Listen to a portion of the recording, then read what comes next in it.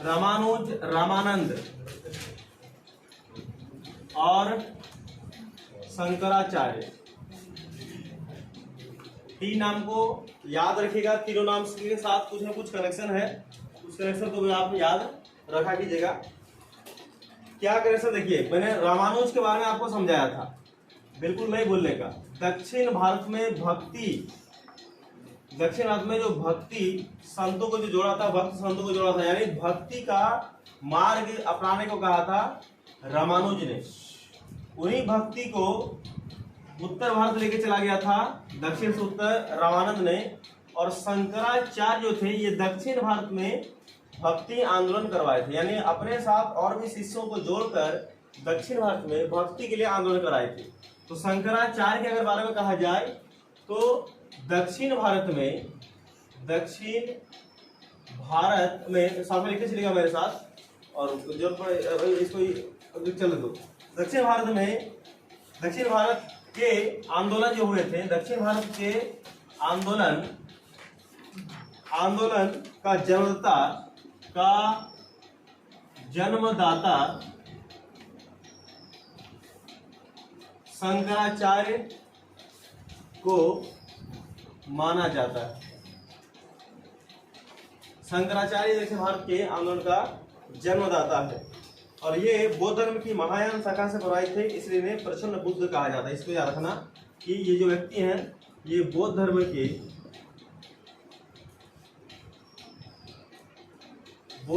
के महायान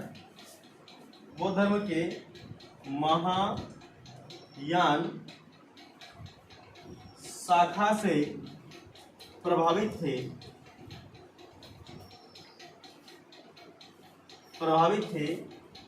इसलिए इन्हें प्रचुन्न बुद्ध भी कहा जाता है।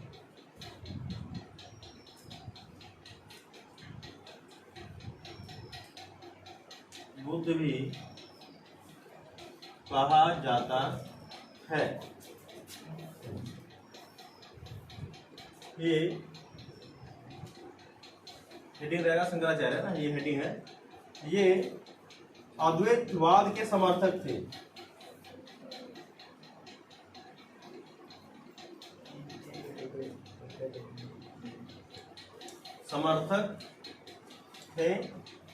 और इन्हें भारत में 4 पीठ स्थापित करने का श्रेय है।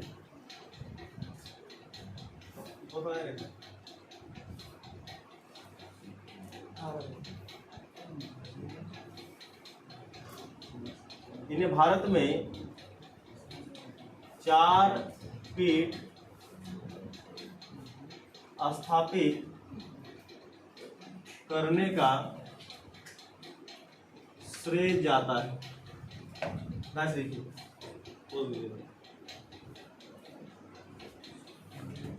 क्या क्या लिखा है? शंकराचार्य बोलते दक्षिण भारत के जो आंदोलन हुए थे, कौन सा आंदोलन? भक्ति आंदोलन। ये भक्ति आंदोलन का चैप्टर है। तो भक्ति आंदोलन का जो जन्मदाता है यानी शंकराचार्य को बनाया था। शंकराचार्य से प्रेरित होकर लोगों ने भक्ति के मार्ग को अपनाया और भक्ति आंदोलन करा। मैंने कल ही समझा था कि आंदोलन जो होता है, मूवमेंट एक व्यक्ति से नहीं होता है, बहुत कई सारे व्यक्ति मिलते हैं तो आंदोलन का एक रूप बनता है। ये जो है यानी शंकराचार्य ने ये शब्द युद्ध हुआ है, ये बौद्ध धर्म का, आप याद करो बौद्ध धर्म चैप्टर में पढ़ाया था, तो बौद्ध धर्म का 2 शाखाएं, एक हीनयान और एक महायान। उनमें से जो महायान है, महायान शाखा से प्रभावित थे, इसलिए इन्हें प्रचन्न बुद्ध भी कहा जाता है, यानी एक तरह से इसका नाम प्रचन्न बुद्ध भी है। इसको याद रखना है। साथ में इन्होंने ये जो है अद्वैतवाद के समर्थक है। अद्वैतवाद का समर्थक मतलब मैंने अद्वैतवाद बताया था, द्वैतवाद बताया। द्वैतवाद मतलब जिसमें ईश्वर का कनेक्शन इंसान के साथ नहीं हुआ, यानी दोनों सेपरेट है, वो अद्वैतवाद। और जहां पर इंसान भगवान के साथ मिल गया है, कनेक्शन जुड़ गया, वो अद्वैतवाद है। तो यहाँ पर डेफिनेशन नहीं पूछेंगे, आपसे ये पूछेंगे कि शंकराचार्य किस मत के समर्थक थे, तो आज द्वैतवाद कहिएगा, द्वैतवाद नहीं कहिएगा ना। तो ये और क्या हो गया कि इन्होंने भारत में 4 पीठ स्थापित किया। ये जो व्यक्ति है यानी शंकराचार्य, भारत में 4 पीठ स्थापित किया। चारों पीठ का नाम आप कॉपी में लिख लीजिएगा, ठीक है? खींचे थे जी, 4 मठ। फर्स्ट लिखिए ज्योतिष मठ, ज्योतिष मठ। दूसरा गोवर्धन मठ,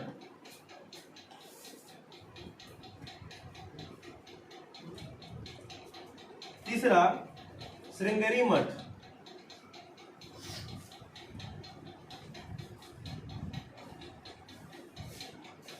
एंड फोर्थ है शारदा।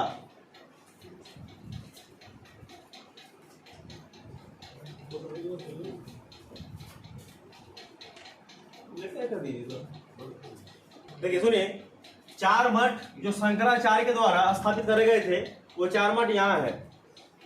लिख के, अभी फायदा नहीं है, क्या कि फर्स्ट से मिटाएंगे फिर सुनो प्रोसेस तय रखना है ना, फर्स्ट से मिटाएंगे, लिख के फायदा नहीं है, ऐसे आधा रहेगा ना, इधर रहेंगे ना उधर रहेंगे, इसलिए पहले समझ लीजिएगा।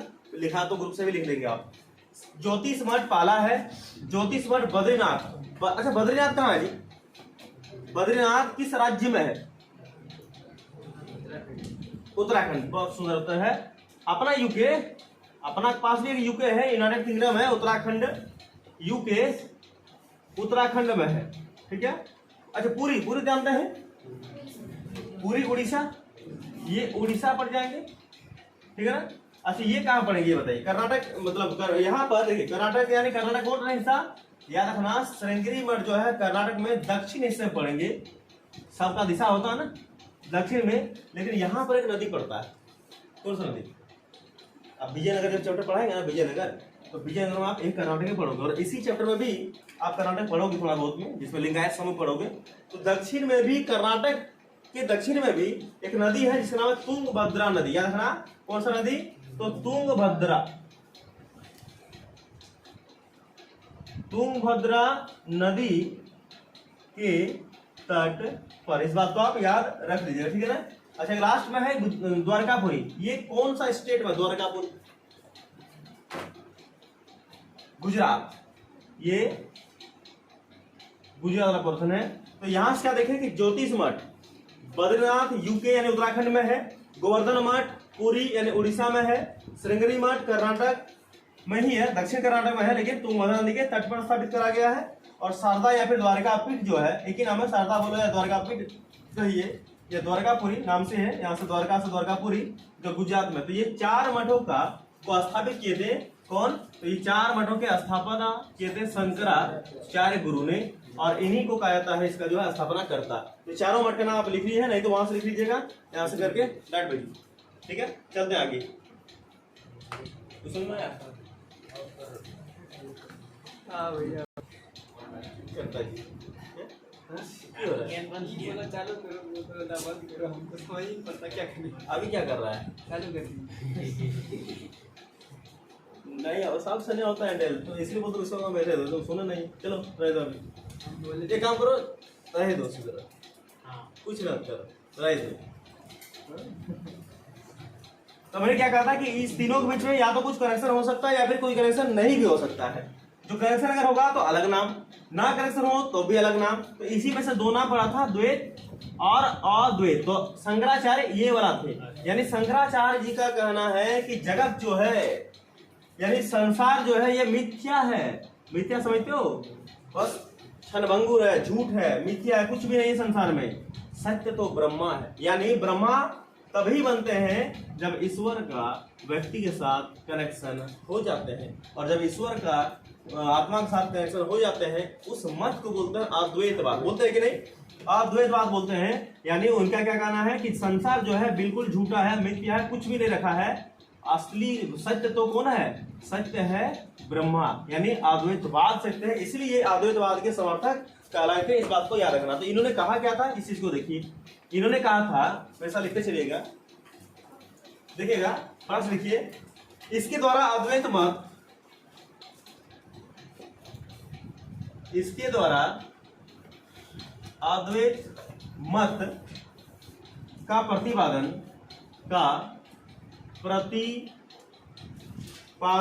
किया गया, जिनके अनुसार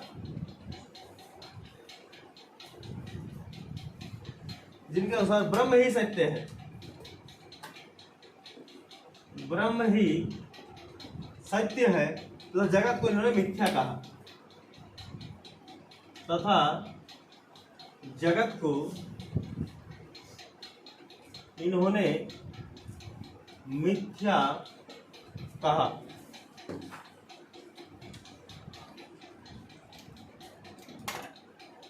मिथ्या कहा। शंकराचार्य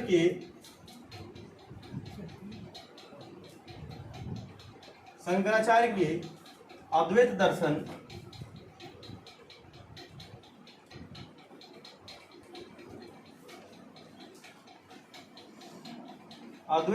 के विरोध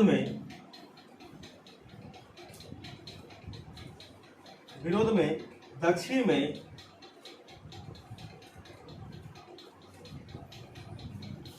वैष्णव संतों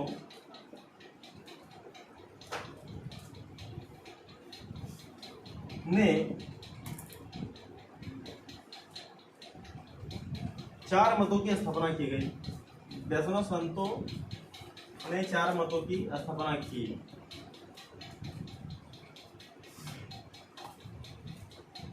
पहला श्री संप्रदाय, यहाँ दिखेगा नहीं, यहाँ हाँ।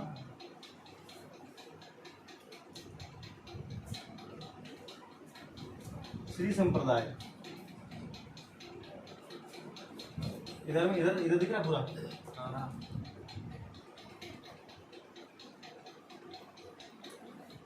श्री संप्रदाय रामानुजाचार्य,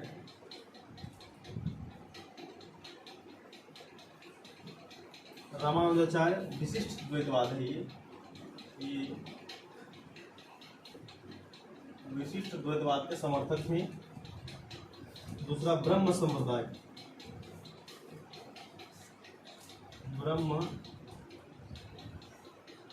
संप्रदाय, माधवाचार्य,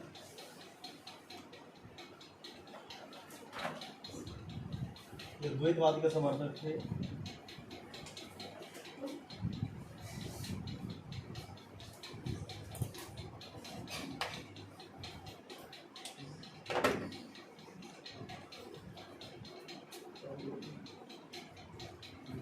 सनक संप्रदाय,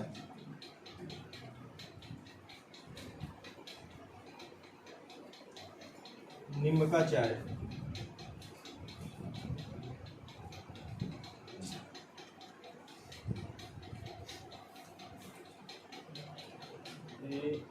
द्वैतवाद।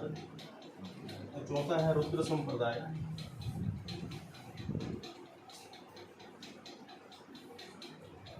वल्लभाचार्य विष्णु स्वामी,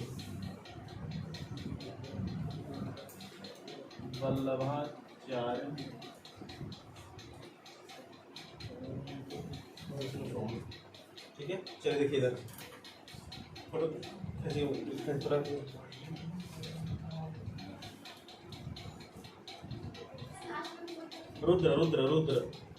रुद्र है।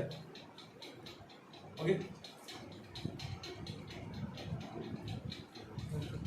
देखो सुनिए, शंकराचार्य का कहना है कि जैसे शंकराचार्य जब कहा है, क्या बात बोले कि ब्रह्म ही सत्य है, जगत मिथ्या है, तो इसके विरोध में दक्षिण भारत में कुछ वैष्णव संतों ने, बहुत सारे वैष्णव संत जो कि अलवार से संबंध रखते थे, उन वैष्णव संतों ने अपने ओर से 4 मत की स्थापना की। और 4 मत 4 गुरुओं के नाम पर है। पहला है श्री संप्रदाय यानी रामानुजाचार्य, विशिष्ट द्वैतवाद। दूसरा है ब्रह्म संप्रदाय, माधवाचार्य। जितने भी यहाँ देख रहे हो गुरु, सबके बारे में आपको पढ़ना है, द्वैतवाद। सनक संप्रदाय, निम्बकाचार्य और रुद्र संप्रदाय, ये वल्लभाचार्य विष्णु स्वामी। यानी इन्होंने 4 गुरुओं को 4 संप्रदाय में बांट दिया और सबका जो अलग अलग नाम देके सबका किस मत से संबंध रखते हैं उनको भी उन्होंने दिखाया कि कौन सा किस मत से संबंध रखते हैं। कोई विशिष्ट है, कोई द्वैत है, कोई अद्वैत है। तो शंकराचार्य के बातों का दक्षिण भारत में ही घोर विरोध हुआ और उसके चलते कुछ वैष्णव संतों ने उसका विरोध करते हुए आगे कुछ चीजों का स्थापना भी की है। तो ये इनके था। अब थोड़ा सा आगे बढ़ते हैं और हम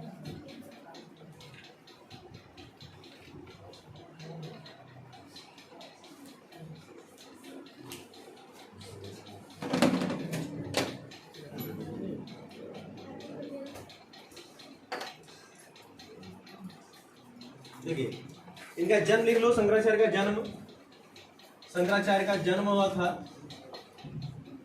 केरल के कलाड़ी में, केरल के कलाड़ी में 788।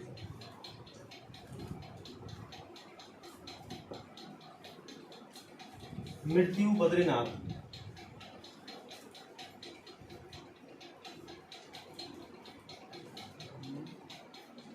गुरु गोविंद योगी।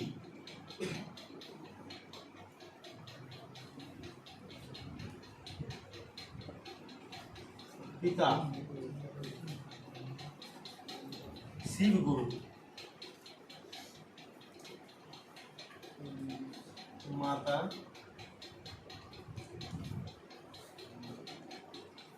सुभद्रा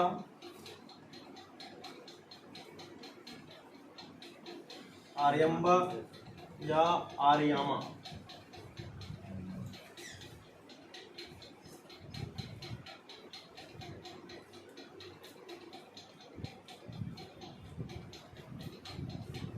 संन्यास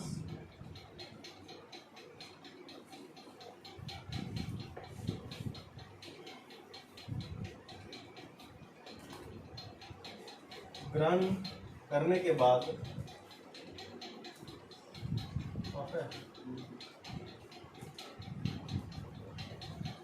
शंकराचार्य चलो मध्य प्रदेश के नर्मदा नदी के तट पर आए,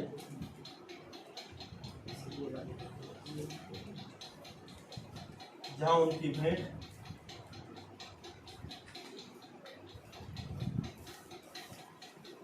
गोविंद भागवत से हुई।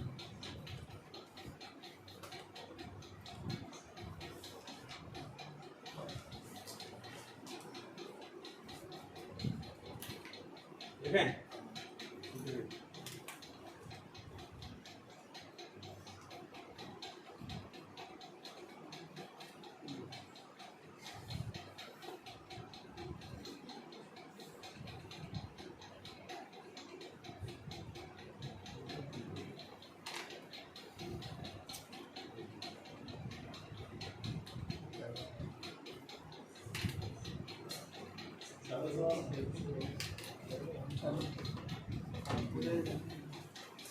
तो देखिए इधर सुनिए, 4 वर्ड में ये चार वर्ड संग्रह का थोड़ा सा जिम्मी देख लेते हैं। जन्म हुआ था केरल के कलाड़ी में 788 में। मृत्यु हुई थी बद्रीनाथ में। गुरु इनके बने थे गोविंद योगी, यही गोविंद योगी। और पिता इनके थे शिव गुरु। माता का 3 नाम यहाँ दिखाया गया है, सुभद्रा, आर्यम्बा और आर्यामा। तीनों नाम को आप मेंशन कीजिएगा। यहाँ कहा है कि संन्यास ग्रहण करने के बाद शंकराचार्य मध्य प्रदेश के जो नर्मदा नदी है उनके तट पर आए, जहां उनकी भेंट हुई थी उनके जो प्रथम गुरु कहलाए गोविंद भागवत जी से। और यही गोविंद भागवत जी ने फिर शंकराचार्य को एक उपाधि दी, परमहंस की उपाधि। याद रखना, किसकी उपाधि दी थी? परमहंस की उपाधि दिए थे इनके ही गुरु ने। और हिंदू धर्म को और ज्यादा आगे बढ़ाने के लिए शंकराचार्य ने एक संप्रदाय की स्थापना की, जिसको स्मृति संप्रदाय भी कहा जाता है। इसमें चीजों को आप याद रख लीजिएगा। फिर सुन लीजिए के बारे, या जन्म बता दिए, मृत्यु बता दिए, गुरु बता दिए, पिता बता दिए और माता बता दी। तो फिर पढ़ना है, कोई दिक्कत नहीं है। यहाँ पर आप यदि समझ में आए तो फिर से बताते हैं कि संन्यास ग्रहण जब कर लिए वो, तो संन्यास ग्रहण कहाँ किए थे? तो शंकराचार्य ने ग्रहण किए थे नर्मदा नदी के तट पर। वो पहुंचे थे जहाँ तपस्या अवसर करने के लिए। तो वहीं पर उनको एक आदमी से मुलाकात हुई, यानी आदमी नहीं कहेंगे इसको, गुरु कहेंगे, गोविंद भागवत जी से। तो गोविंद भागवत ने इसके प्रार्थना से इनके देखकर बहुत प्रभावित हुए और इनका नाम एक नामकरण, नया नामकरण करा, जिसका नाम था परमहंस। यानी शंकराचार्य को ही परमहंस की उपाधि दे दी गई। फिर शंकराचार्य ने हिंदू धर्म के स्मृतियों को आगे बढ़ाने के लिए, हिंदू धर्म को आगे बढ़ाने के लिए एक संप्रदाय की स्थापना की, जिसका नाम था स्मृति संप्रदाय। यहाँ तो था शंकराचार्य जी का पूरा जीवन और पूरा जो काम किए थे वो सारी चीज यहाँ तक मैंने लिखा दिया। इसके आगे चलते हैं दूसरे गुरु पर। बेटा देखिए ध्यान सुनना है कि नल इरा दिव्य प्रबंधम, अभी बताएं फिर बताते हैं एक बारी। यहाँ पर शब्द शब्द को याद रखिएगा, पूरा सब यहाँ पर जितने भी शब्द सब अमृत हैं इनके लिए। ये जो पुस्तक है इसको पुस्तक सिर्फ नहीं कहेंगे, ये महाकाव्य है, एक पवित्र ग्रंथ है तमिल संतों के लिए, अलवार के संतों के लिए, यानी अलवार संतों का यह एक प्रमुख महाकाव्य है जिसे तमिल भाषा में लिखी गई है और इन्हें तमिल लोग अपने स्तर से तमिल वेद भी कहते हैं कि हम लोग का वेद यही है तमिल वेद। इस तरह इस ग्रंथ का महत्व हम लोग का जो संस्कृत में लिखी गई, संस्कृत भाषा में लिखी गई जो 4 वेद हैं, 4 वेद, अब जानते हैं 4 वेदों का नाम। 4 वेद जितना इंपॉर्टेंट रखता है उतना ही इंपॉर्टेंट ये नल इरा दिव्य प्रबंधम भी रखता है। और 4 वेदों को, जैसे नल इरा दिव्य प्रबंधन को सुरक्षित सही सलामत रखते हैं, अलवार संत के रखते हैं, उसे 4 वेदों को जो सही से रखते हैं वो ब्राह्मणों ने रखते हैं, इसलिए यहाँ लिखा है कि जो ब्राह्मण द्वारा पोषित हैं। और इस नल इरा दिव्य प्रबंधन का शाब्दिक जो अर्थ होता है यानी 4000 पावन रचनाएं, यही तो लिखना आपको है कि 4000 पावन रचनाएं, तो इसका यही अर्थ होता है। इस नल इरा दिव्य प्रबंधन को आप याद रख लीजिएगा, ठीक है ना। चलते हैं आगे, बेटा इसको मैं बुक के अनुसार क्या दिया है, जैसे हमने सिखाया और दिखाया और बताया कि भक्ति आंदोलन की शुरुआत 6वीं शताब्दी में हुई थी। कितने में? 6। यानी भक्ति आंदोलन की शुरुआत, ये रहा भक्ति आंदोलन। भक्ति आंदोलन की शुरुआत जो हुई थी वो 6वीं शताब्दी में हुई थी, लेकिन कहाँ हुई थी? तमिलनाडु में। तमिलनाडु में उसे हुई थी। यहाँ जो भी हम लोग पढ़ेंगे वो पढ़ेंगे वीर शैव परंपरा। वीर शैव परंपरा, इनकी शुरुआत 6 दूनी 12, कितनी शताब्दी में? 12वीं शताब्दी में हुई थी, जस्ट डबल। और तमिलनाडु के ऑपोजिट में कर्नाटका, यानी कहां पर हुई थी? कर्नाटक में। अगर भारत को मैप देखो तो ये रहा तमिलनाडु, इधर रहेगा कर्नाटक, जस्ट ऑपोजिट पोर्शन में है। तो कर्नाटक में इनकी शुरुआत हुई थी। भक्ति आंदोलन की शुरुआत बहुत सारे संतों ने मिलकर किए थे, लेकिन ग्रुप 2 थे, अलवार और नयनार। अलवार में 12 वैष्णव संत से संबंधित थे, यानी विष्णु की पूजा होती थी। नयनार में 63 यानी भगवान शिव की पूजा होती थी, इसलिए उनको शैव संत कहा जाता है। याद रख लीजिएगा, तमिलनाडु में ये धर्म को पनपा और यहाँ से फिर दे करके उत्तर भारत की ओर आया। तो तमिलनाडु में पहली बार इस धर्म को करने वाले रामानुज थे, और फिर रामानुज के फिर दक्षिण भारत से उत्तर भारत के रामानंद उसको लेकर चले गए, और दक्षिण भारत में भक्तियों के लिए, संतों के लिए आंदोलन जो करा गया था वो शंकराचार्य के द्वारा किए गए थे। 3 बात बिल्कुल डिफरेंट है, याद रख लीजिएगा। अब हम लोग का समय है पढ़ने का वीर शैव परंपरा, जो 12वीं शताब्दी में स्टार्ट हुई कर्नाटका से। अब इसका कहां पीछे क्या कहानी है उनको आप जरा समझ लीजिएगा। यहाँ पर एक नाम मिलेंगे और उसका अर्थ भी मिलेगा आपको। देखिए क्या लिखा है यहाँ पर किताब में कि 12वीं शताब्दी में, जस्ट मैं लिख दिया बोर्ड पर कि 12वीं शताब्दी में कर्नाटक में एक नवीन आंदोलन, एक नया आंदोलन का उद्भव हुआ, यानी उसका जो ओरिजिन हुआ, एक नया आंदोलन आया। भक्ति आंदोलन आप हटा दो, भक्ति आंदोलन खत्म हो गया। अब एक नया आंदोलन फिर से जन्म लिया, जिसका नेतृत्व करा था बासवन्ना नामक एक ब्राह्मण कर रहे थे। याद रखना, इस एक नया धर्म, नवीन अब लिखाएंगे हम सारा चीज। नवीन जो आंदोलन स्टार्ट हुआ कहां पर? कर्नाटक में। इसको स्टार्ट करने वाले कौन थे? तो व्यक्ति का नाम था बासवन्ना। बासवन्ना 1106-68, यानी ये कौन थे? जाति से ये एक ब्राह्मण थे, जाति से ब्राह्मण व्यक्ति बासवन्ना थे। याद तक आपको पता होना चाहिए, पहली बात। दूसरी, बासवन्ना जो है एक मंत्री भी थे। कहाँ के मंत्री थे? तो कलाचुरी राजा के दरबार में मंत्री थे। तो ये ब्राह्मण तो थे ही, साथ में यह एक अपना काम जो अपना जीविका जो चलाते थे, तो ये जो काम करते थे तो एक मंत्री के तौर पर काम करते थे। तो मंत्री किसके थे? तो एक राजा था कलाचुरी राजा के राज दरबार में ये मंत्री पद पर आसीन हुआ करते थे बासवन्ना। इनके जो अनुयायी थे वो वीर शैव व लिंगायत कहलाए। याद रखना कि इस जो इस धर्म को जो नवीन जो आंदोलन स्टार्ट हुआ, इनके जो अनुयायी बने, अनुयायी तो समझते हैं, कई बार समझाए, अनुयायी मतलब फॉलोवर, हिंदी समझ में आएगा, इंग्लिश समझ में आता है, अनुयायी मतलब फॉलोवर। इनके जो फॉलोवर है वो क्या थे, वीर सेव। दो फॉलोवर में यहाँ लिख लीजिएगा, वीर सेव। वीर सेव मतलब होता है शिव के वीर, और लिंगायत मतलब होता है लिंग धारण करने वाला। देखिए इनके अनुयायी कैसे बने, अनुयायी बने दो, एक था वीर सेव, वीर सेव, और इसका अर्थ होता है शिव के वीर, और दूसरा जो अनुयायी था वो था लिंगायत, यानी लिंग धारण करने वाला। इसका क्या महत्व है देखिए, अब इन्हीं में से एक समुदाय निकला जिसको बोलते थे लिंगायत समुदाय। याद रखना, लिंगायत समुदाय, इन्हीं में से एक समुदाय निकला। हो गया इसको,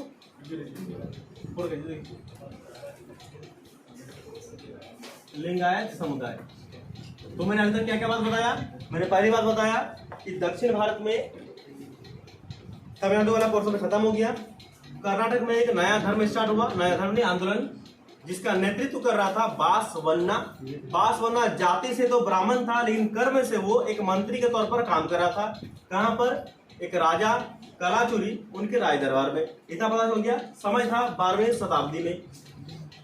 इस नवीन आंदोलन का जो अनुयायी बने वो दो तरह के लोग बने, एक बना वीर सेव, यानी इसका अर्थ होता है शिव के वीर, और एक बना लिंगायत वाला, जिसका अर्थ होता है लिंग धारण करने वाला। इनमें से भी हम लोग पढ़ना है लिंगायत समुदाय को, हम लोग को क्या करना है, पढ़ना है। तो लिंगायत समूह में क्या होता है, ये चीज आपको देख लीजिएगा। कहा इसमें किताब में कि आज भी लिंगायत समुदाय का इस क्षेत्र का मतलब होता है कर्नाटक क्षेत्र में आज भी महत्व है। लिंगायत समुदाय का कर्नाटक वाला पोर्शन में, क्षेत्र में आज भी महत्व है, क्योंकि ये लोग शिव की आराधना एक लिंग के रूप में करते होता है ना, शिवलिंग होता है ना, शिवलिंग आप सब देखे होंगे। तो शिवलिंग यानी आज भी कर्नाटक में, कर्नाटक के इस समुदाय से जुड़े हुए जितने भी लोग हैं, सभी लोग आज भी शिव की पूजा तो करते हैं, लेकिन शिवलिंग की पूजा ये लोग करते हैं। इस बात को आप याद रख लीजिए। कर्नाटक की बात हो रही है। और क्या बोला है कि इस समुदाय के पुरुष क्या करते हैं, तो इस समुदाय का जितने भी पुरुष हैं, स्त्री नहीं बात हो रही है, पुरुष की बात है, सुनिएगा। पुरुष जो बायां कंधा होता है, बायां कंधा है ना, लेफ्ट शोल्डर जो होता है, बायां कंधे पर चांदी के एक पिटारे में एक लघु लिंग को धारण करते हैं। बायां कंधा पर क्या करते हैं, पर चांदी के एक पिटारे पर लघु लिंग को धारण करते हैं। अभी समझाएंगे, फिर समझाएंगे इसको। धारण करते हैं जिन्हें श्रद्धा की दृष्टि से देखा जाता है, इनको श्रद्धा के रूप में देखा जाता है, श्रद्धा के रूप में देखा जाता है। मतलब क्या है, मतलब ये है कि यानी एक चीज और देख लो, यहाँ श्रद्धा रूप में देखा जाता है, और उनमें जंगम अथवा यावार भिक्षु शामिल है। जंगम, ये जो शामिल करते हैं उनमें अधिकांश लोग जंगम है। जंगम का अर्थ होता है यायावर भिक्षु, और यायावर भिक्षु का अर्थ क्या होता है जी, जो घूम घूम कर भिक्षा याटन करना, ठीक है ना। यायावर भिक्षु शामिल है। तो लिंगायतों का विश्वास क्या है पता है, तो लिंगायतों का विश्वास है, लिंगायत का मतलब होता है जो लिंग, शिवलिंग को धारण करते हैं, उनका विश्वास है, क्या विश्वास, कि मृत्यु के बाद भक्त जो होते हैं शिव में लीन हो जाएंगे तथा इस संसार में पुनः नहीं लौटेंगे, ठीक है ना। ये चीज आप उसको बताया गया। तो क्या क्या बताया फिर सुन लो कि लिंगायत समुदाय कहां से आया, तो लिंगायत समुदाय आया दो अनुयायियों से। पहला अनुयायी वीर सेव और दूसरा अनुयायी लिंगायत वाला। तो यही से आया लिंगायत समुदाय। कहां पर, किस क्षेत्र में फैला था, कर्नाटक में। समय क्या था, 12वीं शताब्दी। तो 12वीं शताब्दी में एक नवीन आंदोलन स्टार्ट हुआ। उस नवीन आंदोलन का नेतृत्व करता कौन थे, तो बासवन्ना। बासवन्ना नाम को याद रखिएगा, बासवन्ना। क्या इसका ये था टेन्योर 1106 से 1168। ये बासवन्ना के ही नेतृत्व में जो नवीन आंदोलन स्टार्ट हुआ, उसके भी दो फॉलोवर बने। जैसे भक्ति आंदोलन के दो अंग बने थे, अलवार नयनार, इसका दो अंग बने, एक वीर सेव और एक लिंगायत वाला। तो लिंगायत कोई भी पढ़ रहे हैं, लिंगायत में यहाँ के लोग यानी कर्नाटक के ज्यादातर लोग, खास करके पुरुष वर्ग के लोग क्या करते थे, शिव की आराधना, आज भी शिव की आराधना, शिव की उपासना, शिव की पूजा जो है एक शिवलिंग के आकार में ही करते हैं। पुरुष करते क्या है, कैसे अपने भक्ति को जाहिर करते हैं, तो बाएं कंधे पर, पुरुष बाएं कंधे पर, लेफ्ट शोल्डर में बाएं कंधे पर चांदी के पिटारे पर, चांदी जिसे हम लोग पहनते ना, माला पहनते चांदी, क्या हो गया हेलो,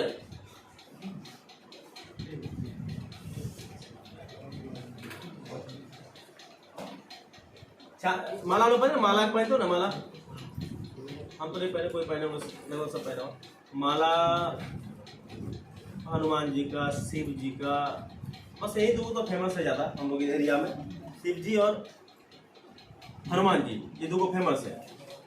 दो का माला पहन के रखते हैं गले पे, तो वो और पहनते तो रस्सी में नहीं पहनते हैं, उसको क्या बोलते हैं, चांदी का सिकड़ी हम पहनते हैं, रस्सी में कोई नहीं पहनता है। वो रस्सी में पहने क्या, रस्सी में जो पहने वो सोना पहने, वो देखिए चेक करो, रस्सी में जो पहने होंगे लाल रस्सी पर सोना में पहनेंगे, और चांदी का जो हनुमान और शिव को लेकर रखेंगे तो लाल रस्सी नहीं, सादा रस्सी जिसको बोलते हैं चांदी, उसमें पहने होंगे, चेक कर लो पहने हो नहीं, तो रस्सी तो पहने हो खाली चांदी वाला है? अच्छा लाल रंग के पहनता है सोना, वाह। हम सोचे जिसका एक पुत्र पुत्री आता है उसको सोना का छोटा सा दिया जाता है लाल रस्सी में, तो सुने हैं सच याद है क्या, देखिए क्या देखें,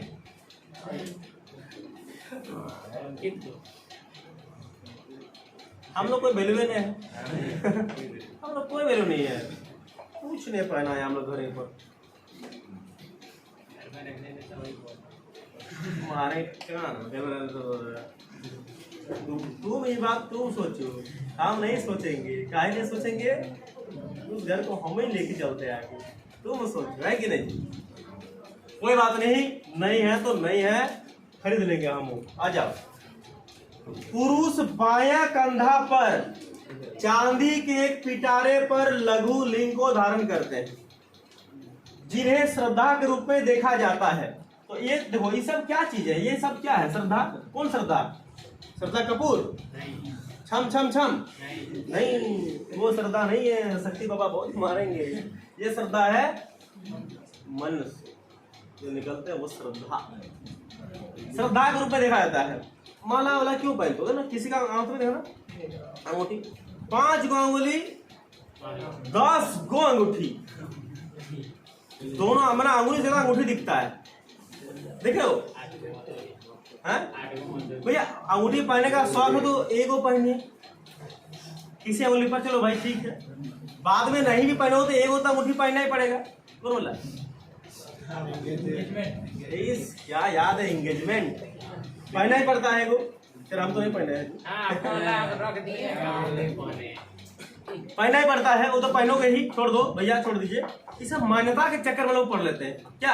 अच्छा अंगूठी पहनने से एक बात बताओ, सच्चे सच्चे बात बताओ मित्रों, अंगूठी पहनने से क्या काम बन जाता है, सर बनता है पता नहीं, लेकिन विश्वास तो करता है सब, पहने हो, हम नहीं मानते, घर में मानता है, एक बार की बात सुन लो, जो पाने लोग आता है ना, पाने लोग फिर नाराज हो जाएंगे, सब पाने को नहीं बोल रहे हैं, कृपया सुन लीजिएगा, मार उल्टा देंगे, हम है, एक वो आया था बहुत दूर से पाने, वो सब है नहीं, बस केवल पेट चलाने के लिए, पापी पेट का सवाल है, जे लिए वो लोग करता है, लेकिन कोई बात नहीं, अपना ठीक है दिया।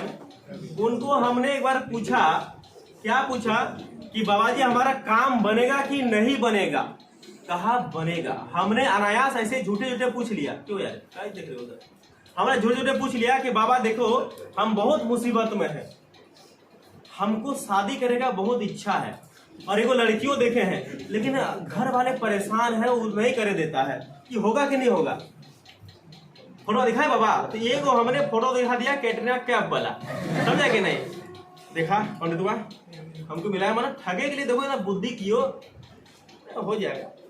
थोड़ा देखिए घर वाले परेशान करते हैं, हाँ बाबा, चुपके चुपके मिलते हो, हाँ बाबा सही बोला, हाँ चुपके मिलते हैं, कहीं जब भी कहीं आप मिलने का प्रोग्राम बनाते हो कैंसिल हो जाता है, हाँ जी सही बात है। अभी बच्चा देखिए कुछ देर लगेगा लेकिन निश्चय हो जाएगा, अबे पाड़े ये बताओ, अरे कैटरीना से हमारा ब्याह कैसे होगा, नहीं कैसे होगा, कैसे होगा बताओ?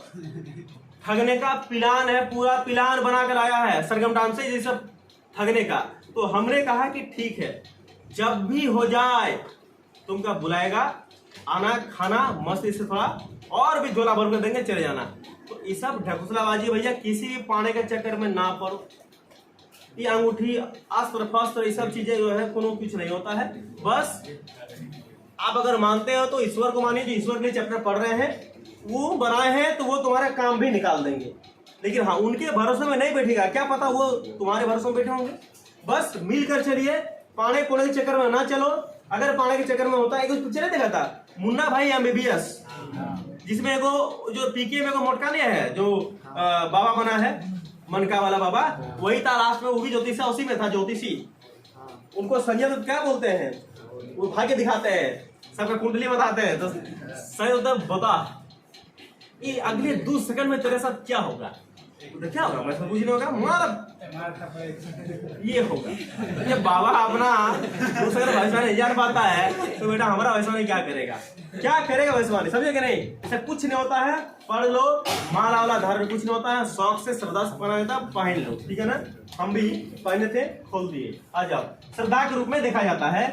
जंगम अथवा यायावर भिक्षु, इस चीज को जो फॉलो करते थे वो अधिकांश थे जंगम। यहां सुन लीजिएगा, जंगम जंगल नहीं है जी, जंगम है। और जंगम का अर्थ होता है यायावर भिक्षु। यायावर भिक्षु का मतलब होता है वैसे भिक्षु जो घूम घूम कर भिक्षा याटन करके अपना जो है गुजारा चलाते हैं, उसको यायावर भिक्षु बोलते हैं। ये लोग ऐसा क्यों करते थे, ये लोग इसको धारण क्यों करते थे? धारण करने के पीछे क्या मान्यता है कि इनका कहना है कि जब हम लोग मर जाएंगे, जब हम लोग समाप्त हो जाएंगे एक दिन, तो हम लोग की आत्मा जो है भगवान शिव में मिल जाएगी और फिर हम लोग दोबारा इस दुनिया पर वापिस नहीं आएंगे, जिसको हम लोग शॉर्ट भाषा में क्या बोल सकते हैं, मोक्ष बोल सकते हैं। बोलते कि नहीं? तो इन लोगों का क्या विश्वास था? तो लिंगायतों का खास करके विश्वास है कि मृत्यु के बाद, मृत्योपरांत शिव में हम लोग लीन हो जाएंगे, मतलब भक्त शिव में लीन हो जाएंगे और इस संसार में पुनः वापिस नहीं लौटेंगे। तो धर्म शास्त्र में बताया गया श्राद्ध संस्कार का वे पालन नहीं करते हैं और वह मृत्यु को विधि पूर्वक दफनाते भी हैं। याद रखना, तो यहाँ पर 2 चीज याद रखना कि धर्म शास्त्र, धर्म सूत्र। क्वेश्चन भी आया था कि नहीं आया था आप लोग का एक टेस्ट में? धर्म शास्त्र और धर्म सूत्र, धर्म सूत्र ये दोनों क्या है? तो ये भी एक ग्रंथ ही है जो ब्राह्मणों के द्वारा लिखी गई है, उनके द्वारा पोषित है। तो धर्म शास्त्र और धर्म सूत्र में कहते हैं कि हिंदू में ऐसा रिवाज है कि मृत्यु के बाद क्या करते हैं, उसको अंतिम संस्कार करते हैं। अंतिम संस्कार समझते हो ना? अंतिम संस्कार करते हैं। लेकिन लिंगायत पहली बार उन्होंने ब्राह्मणों के शब्द को कटाक्ष करते हुए उसने क्या कहा कि हम लोग अंतिम संस्कार को नहीं मानते हैं, हम लोग क्या करते हैं, दफनाते हैं। ये चीज को कौन माना था? लिंगायत समूहों ने माना था। यानी धर्मशास्त्र में जो लिखी गई बातें हैं उसको काट कर अपना एक नया चीजें चलाया। कुछ अच्छा भी किया, कुछ थोड़ा सा दिक्कत भी आया था। अभी उसको देखते हम लोग, तो इस चीज को देख लिए, दिखा दिए तो चीज चाहते तो लोग बिल्कुल खड़े नहीं उतरे, नहीं चले। उनका कहना था कि ब्राह्मणों ने जो भी अवधारणाएं बनाए हैं वो सही नहीं है। चलो कि नहीं? तो क्या हुआ देखिए, पुनर्जन्म के सिद्धांत पर भी उन्होंने प्रश्न चिन्ह लगाया। ब्राह्मण कहते थे कि अच्छा काम करोगे, देखो जन्म तो होना ही है। देखिए सुनो, जन्म यानी पुनर्जन्म, पुनर्जन्म तो आपको होना ही है, लेकिन अच्छे काम करोगे तो अच्छे जन्म मिलेंगे, खराब काम करोगे तो खराब जन्म मिलेंगे, लेकिन जन्म तो होगा। ये किसका स्टेटमेंट है? ये ब्राह्मणों का स्टेटमेंट है। लेकिन लिंगायतों ने साफ साफ कहा कि हम लोग कभी खराब काम नहीं करते हैं, हम लोग हमेशा अच्छा ही कर रहे हैं। और हम लोग का ऐसा मानना है लिंगायतों का कि हम लोग मरने के बाद भगवान शिव में लीन हो जाएंगे और पुनः संसार में नहीं लौटेंगे। तो फिर पुनर्जन्म कहां से आया? पुनर्जन्म का मैं क्या करता हूं? विरोध करता हूं। पुनर्जन्म को भी नहीं माना। और क्या नहीं माना? और कहा कि धर्मशास्त्र में जिन आचारों को अस्वीकार किया गया था, जैसे वयस्क विवाह, वयस्क विवाह या फिर विधवा पुनर्विवाह, विधवा, इसको मैं कल अच्छा से बताऊंगा, अभी थोड़ा सुन लो खाली। विधवा पुनर्विवाह ये ब्राह्मणों ने अपने धर्मशास्त्र और धर्म सूत्र में क्या लिखा था? इन चीजों को अस्वीकार किया था। कि वयस्क विवाह नहीं होगा और विधवा पुनर्विवाह नहीं होगा। ये दोनों ही विवाह को मान्यता कौन दिया? लिंगायतों ने मान्यता दिया। इसी को मैं कल डिटेल थोड़ा सा पढ़ेंगे, आज लंबा क्लास चल जाएगा। यहाँ तक रखते हैं।